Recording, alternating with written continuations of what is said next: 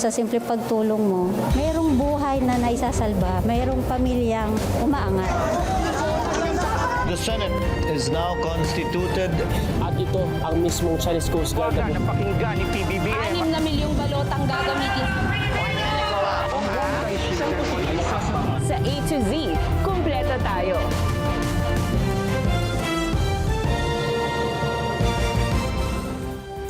Luzon, Visayas, Mindanao at buong mundo. Ngayon ay Martes, August 19, 2025. Ako si Barbie Mulak at ito ang balitang A to Z. My office received reports that there are ghost projects in the municipalities of Kalumpit, Malolos, and Hagonoy in the province of Bulacan. Pagdinig ng Senado ukol sa umano'y anomalya sa flood control projects, umarangkada na. 24 kabilang ang 12 minors arestado sa drug racing ng motor sa San Rafael, Bulacan. Sa pool sa CCTV, nakatulog sa tindahan, nasalisihan ng kawatan. Nakawan sa pool sa CCTV. Ilang aita sa Angeles City nagtapos ng libreng driving training. Ako nainip talaga kay Alden. Vocal naman ako, kahit sino naman yung magtanong sa akin. Sa showbiz, Maine Mendoza may pahabol sa kanyang confession patungkol kay Alden Richards. At official trailer ng inaabangang biopic film na Quezon inilabas na.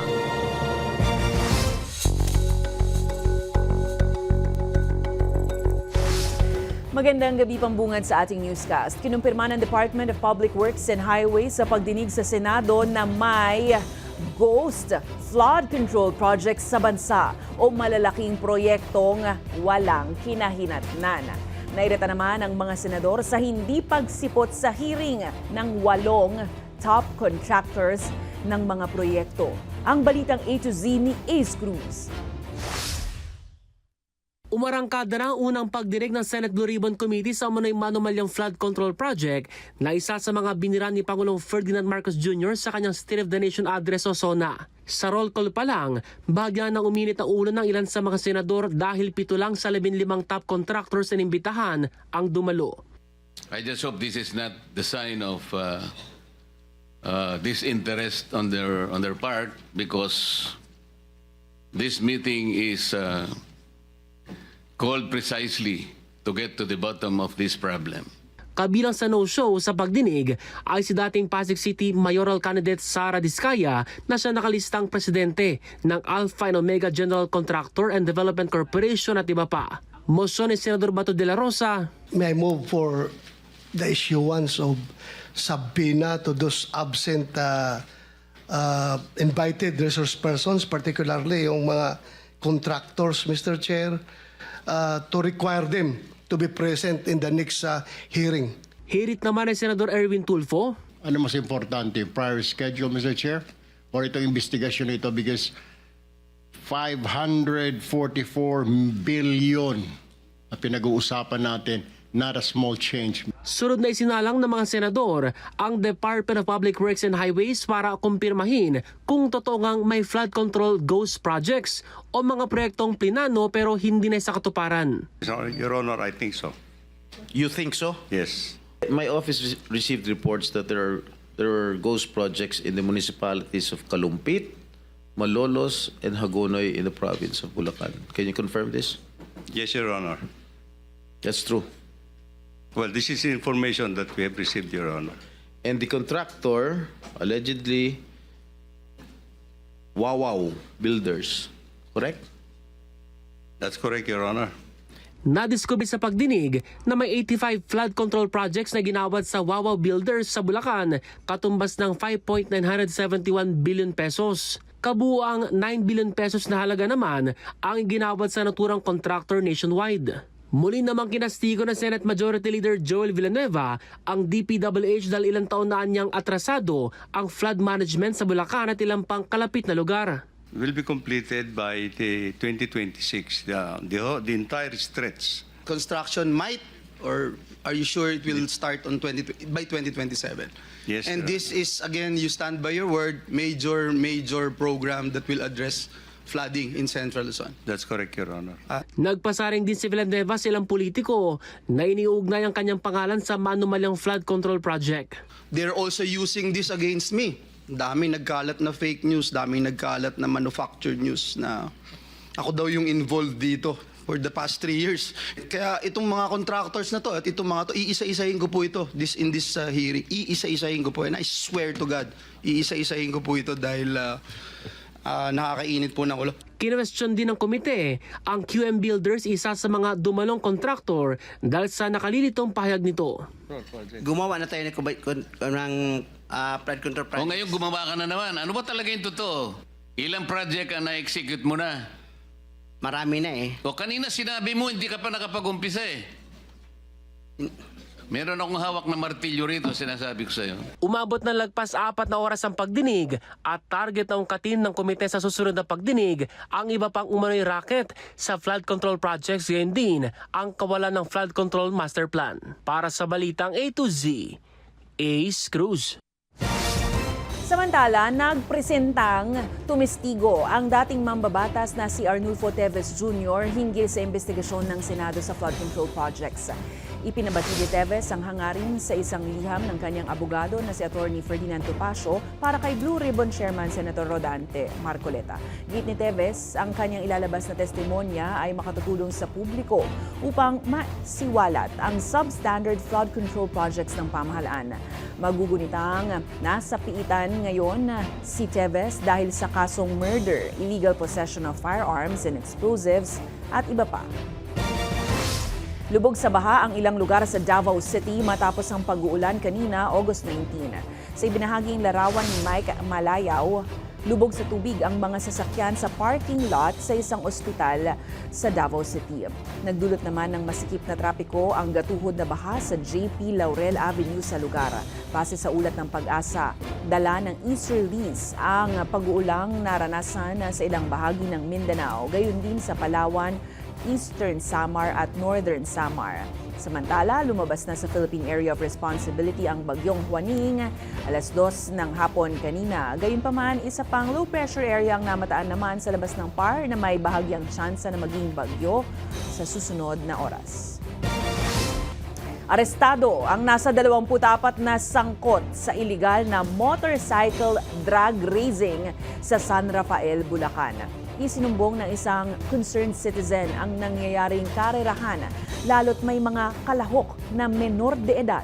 Ang Balitang A to Z ni Kim Salinas. Nagpulasan ng mga kabataan sa bypass road sa San Rafael, Bulacan matapos dumating ang mga tauhan ng PNP Highway Patrol Group nitong April 17. May nakapagsumbong na ginagawang karerahan ng motorsiklo ang naturang kalsada tuwing Sabado at Linggo ng hapon. Nahuli ang 24 sa kanila at 12 rito ay mga minor de edad. Ilan sa kanila ay walang mga helmet at walang rehistro ang motorsiklo. Sila po ay nasa kustodiya na po ng Bulacan DSWD dahil yun po yung tamang proseso at sila po ay na-turn over na po sa nabanggit po nating agency. Yung 12 naman din po na nasa hustong gulang po ay nasampahan na po natin ng mga kaso po. Sa gitna naman ng hulihan ay tumila po ng isang minor de edad nang mabangga ang kanyang motor. Isa po doon sa mga kabataan na hinahabol po ng inyo pong local PNP units ay nadisgrasya at nabalian po ng tuhod. Agad namang dinala sa pagamutan ng minor de edad na biktima para mabigyan ng lunas. Paiigtingin ngayon ng mga otoridad ang pagbabantay sa mga bypass road lalo na yung mga under construction pa. Paalala naman ng PNP HPG sa publiko. Muli ang panawagan po talaga din ng PNP HPG ay huwag pong makilahok sa mga ganito pong activities at talaga naman din pong hindi po ito magbubunga ng maganda para po sa ating pong mga kababayan. Maharap sa mga kasong paglabag sa Motorcycle Crime Prevention Act, alarming scandal, driving without license at Motorcycle Helmet Act of 2009 ang mga nahuli. Abang nasa 19 na motorsiklo naman ang nasa impounding area ngayon ng Bulacan Highway Patrol Team. Para sa Balitang A to Z, Kim Salinas. Magsisimula na ang konstruksyon ng connector path na mag-uugnay sa Clark Airport at sa itinatayong North-South Commuter Railway. Inihayag ng pribadong operator ng Clark Airport na lipad na inaasahang matatapos sa susunod na taon ang tinatayang 300-meter walkway na de-aircon. Ibig sabihin yan, kapag nayari na ang railway, mula Clark Airport ay komportableng makapaglalakad ang mga pasahero patungo sa tren na pwedeng sakyan papunta ng Maynila o kaya naman hanggang Laguna. Tiniyak naman ng lipad na popondohan nila ang proyekto at wala itong magiging gastos sa gobyerno. Aabot sa 938 traffic violations ang naitala ng MMDA sa pamamagitan ng No Contact Apprehension Policy simula July 18 hanggang August 14 sa bahagi po yan ng Lasal, Green Hills, boundary ng San Juan at Mandaluyong, dahilan ng matinding traffic sa bahagi ng EDSA Ortigas at Connecticut Streets. Ayon sa MMDA, ilan sa mga nilabag ng paaralan ang illegal parking, obstruction at unauthorized loading-unloading na karaniwang nararanasan tuwing pagpasok at uwian ng mga estudyante. Dahil rito, sinita na ng MMDA sa isang liham ang LSGH at inatasang sumunod sa batas trapiko at magpatupad ng mas mahigpit na internal traffic management measures. Expect more drug testing sa Senado. Isang araw nga matapos sumalang sa drug test ang staff ni Senator Mig Zubiri ay sumailalim na rin ang mga kawani ni Senator Raffy Tulfo sa eksaminasyon. At ayon kay Tulfo ay nagnegatibo lahat ng kanyang team. Samantala sumunod na rin si Senator Loren Legarda at ipinag-utos ang mandatory drug test sa kanyang staff. Tiniyak ng mambabata, sa oras na may mga magpositibo sa kanyang staff ay daraan ito sa tamang proseso at angkop na hakbang. Kaliwat kanan ng drug examination sa Senado sa harap ng issue ng umano'y paggamit ng marijuana ng staff ni Senator Robin Padilla sa mismong bulwagan ng mataas na kapulungan.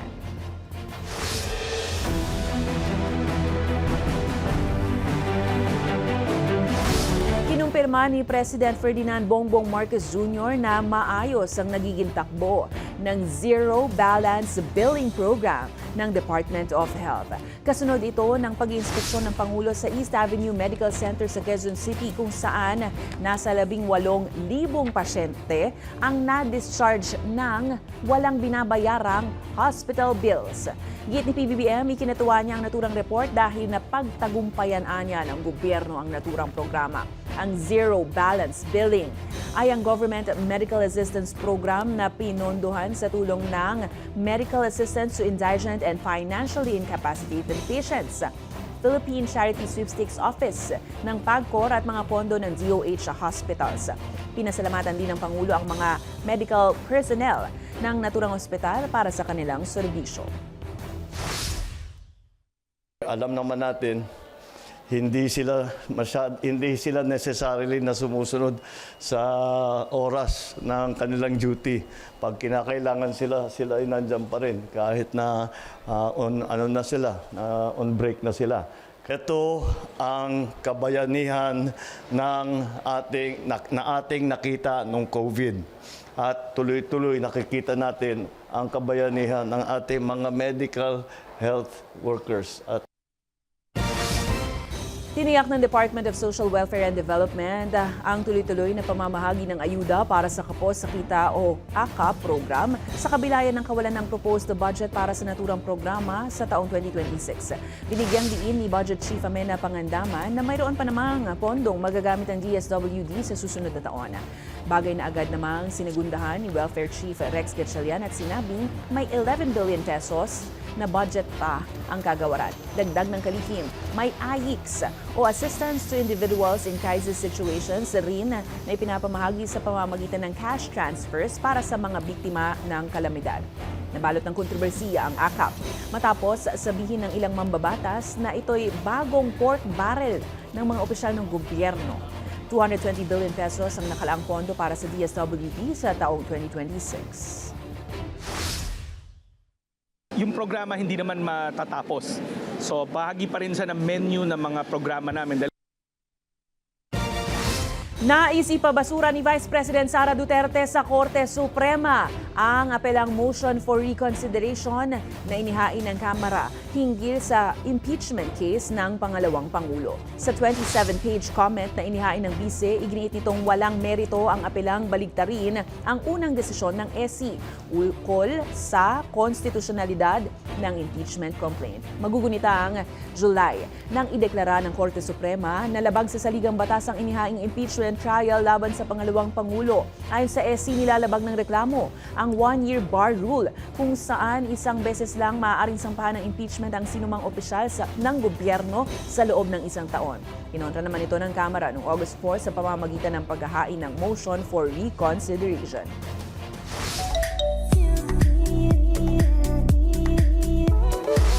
Cheers to 14 years and counting. Proud kapamilya pa rin ang tinaguriang new gen phenomenal star na si Bel Mariano matapos muling pumirma ng kontrata sa Kapamilya Network. Sa Instagram, ibinahagi ni Bel ang ilang snaps sa naganap na Forever Kapamilya, Born to Shine contract signing nitong Lunes, August 18. Present rin sa naturang exclusive contract signing event ang Kapamilya Big Bosses.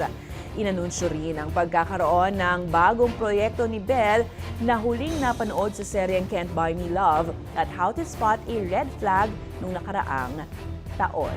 Bukod dyan, nakatakda rin maglunsad si Bel ng bagong album sa ilalim ng record label na Star Pop. Nagpasalamat ang aktres sa kanyang mga tagahanga sa patuloy na suporta at pagtitiwala sa kanya. Susunod, bilang tugon sa malawakang problema sa baha tuwing umuulan, DNR at lokal na pamahalaan ng Rizal nagsanib puwersa para sa tree planting activity. At ilang Aita sa Angeles City nagtapos ng libreng driving training. Abangan ang kumpletong ulat sa pagbabalik ng Balitang A to Z.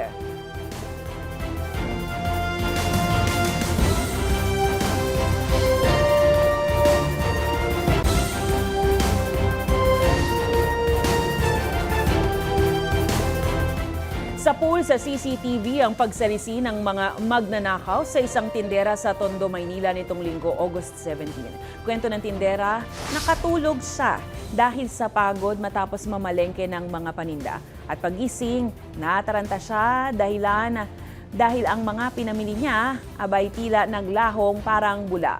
Nagkakalaga pa naman ng 7,000 piso ang nakuha sa tindera na anyay inutang pa. Bilang tugon sa malawakang problema sa baha tuwing umuulan, nagsagawa ang Department of Environment at ang lokal na pamahalaan ng Rizal ng tree planting activities sa lalawigan. Target rin ng mga sangay na ito ng pamahalaan na magkaroon ng Little Baguio sa bayan ng Baras. May balitang A to Z si Kim Salinas. Nalubog sa tubig ang Metro Manila at malaking bahagi ng bansa matapos ang nagdaang bagyo at habagat kamakailan. Maging ang mga bayan sa Rizal na kung tutuusin ay bulubundukin ng lalawigan, hindi nakaligtas sa matinding pagbaha. Alam niyo po, andyan na yan. Ang amount ng tubig na ibinabagsak kada bagyo ng habagat ay ganon at palaki ng palaki dahil sa pagbabago ng klima. Ayon sa Environment Department, ang ibinuhos na tubig ulan sa probinsya ay katumbas ng pang-isang buwan na dahilan kung bakit hindi na raw kinaya ng mga puno sa Rizal ang pagsipsip ng tubig. Bilang tugon, nagsagawa ang ahensya ng tree planting katuwang ang mga estudyante, tauhan ng PNP, Philippine Army, Coast Guard, Rizal Provincial Government at lokal na pamahalaan ng Baras. At the same time, ito rin po ang magsisilbing tagapagpigil at tagasalo ng buhos ng ulan, buhos ng bagyo. Lalong-lalo na po ngayon sa pagbabago ng klima, hindi na po, grabe na po ang volume ng tubig. Isinabay na din ng Memorandum of Agreement ng DNR, pamahalaang panlalawigan at lokal para sa isang communal forest. Ang target, gumawa ng Little Baguio sa naturang bayan. Namimigay ako ng mga pine trees sa aking mga kababayan. Basta pakita lang nila yung kanilang hukay, pakita yung tamang lalim. So bibigyan namin sila ng libreng pine tree na halos sa laki ng isang tao. Dagdag pakiusap naman ng DNR at ng LGU sa publiko. Ang ating sa pagtatapon ng basura, ating iniingatan ngayon at nakakaroon ng mga seminar ang mga barangay captain upang iayos ang tamang pag-aayos ng basura. So bukod sa climate change, at of course, yun nga, mga tao mismo, walang awareness masyado, hindi nila binibigyan pagpapahalaga ang kalikasan natin. Aabot sa 1,000 puno ang target itanim sa mahigit 70 ektarya ng communal forest at ang pinaplanong Little Baguio ng Rizal. Para sa Balitang A to Z, Kim Salinas.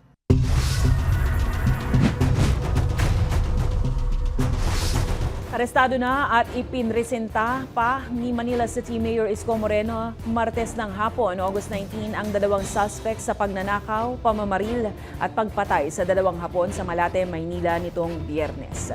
Kinilala ng alkalde ang 2 suspect bilang sina Abel Manabat Nuki na siyang driver ng riding in tandem at Albert Manabat Nuki naman bilang gunman.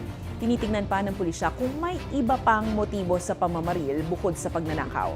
Nagpaabot naman ng pakikiramay si Mayor Isko sa mga naulilang pamilya ng mga biktima. Higit pa ng alkalde, patuloy ang investigasyon upang tugisin ang isa pa niyang kakuntsaba ng mga suspect sa krimen. Through the effort of the Manila Police District, backtracking and investigation, we apprehended 2 suspects and positively identified by the victim.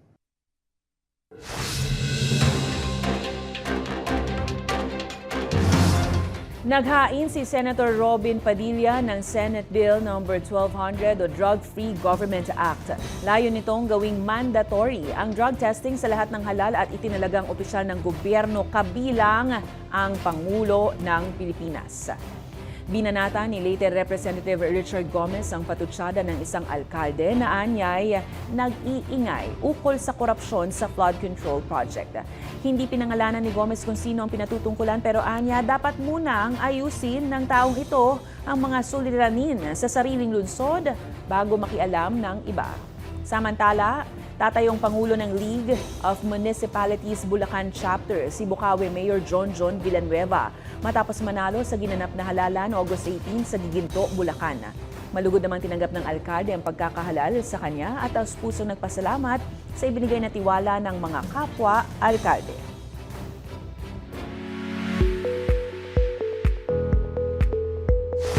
Binigyan ng libre at kumpletong driving training ng lokal na pamahalaan ng Angeles City ang ilang kababayan nating Aita sa lugar. Bahagi ito ng Corporate Social Responsibility Project ng lungsod, katuwang ang Sabalboro Driving School. Nasa 21 Aita ang binigyan ng pagkakataong matutong magmaneho. Layunin din itong palakasin ang inklusibong edukasyon at skills development sa mga indigenous community. Sa aming pagbabalik sa showbiz, Maine Mendoza, matapos ang halos 1 dekada ay may pahabol na confession tungkol kay Alden Richards. At official trailer ng biopic film na Quezon, inilabas na. Manatiling nakatutok, kayo ay nanonood ng Balitang A to Z.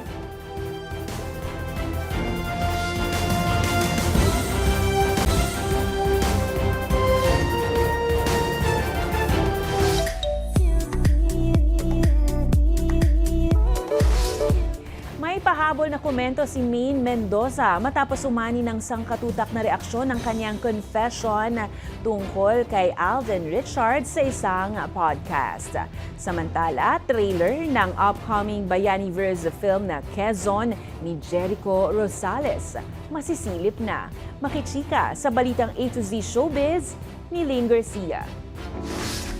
Hindi pinalampas ni TV host actress Maine Mendoza ang kontrobersiyang muling nabuhay matapos ang confession niya sa Tamang Panahon podcast kung saan nireveal niyang nagkagusto siya noon sa ka-love team na si Alden Richards sa kasagsagan ng sikat na segment na Kalye Serye ng isang kilalang noontime show. Ako naman talaga kay Alden. Vocal naman ako. Kahit sino naman yung magtanong sa akin. Sasagutin ko naman ng diretsyo. Na-inlove ako sa kanya. Pero hindi siya nanligaw. Walang ganon. Sa kanyang pag-amin, umani ito ng kontrobersiya kahit pa mag-iisang dekada na ang nakakalipas mula nang mag-click sa madla ang tambalang Aldab. Sa kanyang latest tweet, nilinaw ni Maine na wala siyang masamang intensyon sa kanyang pahayag. Anya, nagbalik tanaw lamang siya sa kalye serye at nagbahagi ng untold stories sa kanyang experience noon. Sa huli, ipinakiusap niya na huwag idamay si Alden sa issue. Ako lamang ang may kayang ipaglaban ang independensya. I will lead this nation into prosperity. Inilabas na ng TBA Studios ang official trailer ng upcoming film na Quezon, isang biographical historical film tungkol sa dating Pangulo ng Commonwealth na si Manuel Quezon na bibigyang buhay ni Jericho Rosales. Tampok din sa pelikula sina Mon Confiado, Karil Tatlong Hari, Benjamin Alves at international actor na si Ian Glenn. Kabilang ang Quezon sa Bayaniverse matapos ang General Luna noong 2015 at Goyo ang Batang General noong 2018. Mapapanood ang Quezon sa October 15 in cinemas nationwide. Para sa balitang A to Z Showbiz, Lane Garcia. Kung kayo po ay may kwentong kakaiba, mga kwento ng pag-ibig o storya ng inspirasyon at pag-asa, maaari itong ibahagi. Sumali sa ating Facebook group na Balitang A to Z. Panoorin ang replay ng ating programa at sundan ang ating social media pages, hanapin ang Balitang A to Z. Ang ating quote of the night ngayong gabi ay mula sa second President of the Philippines na si Manuel L. Quezon. Paalala ni Quezon, ang tunay na kalayaan ay hindi lamang sa watawat, kundi sa diwa ng bawat Pilipino na handang ipaglaban ang kanyang bayan. At yan po ang mga balita at impormasyon, mga kwentong may dalang inspirasyon na tinutukan ng Balitang A to Z. Ako po si Barbie Mulak. Maging maalam, makialam. Magandang gabi sa iyo, Pilipinas.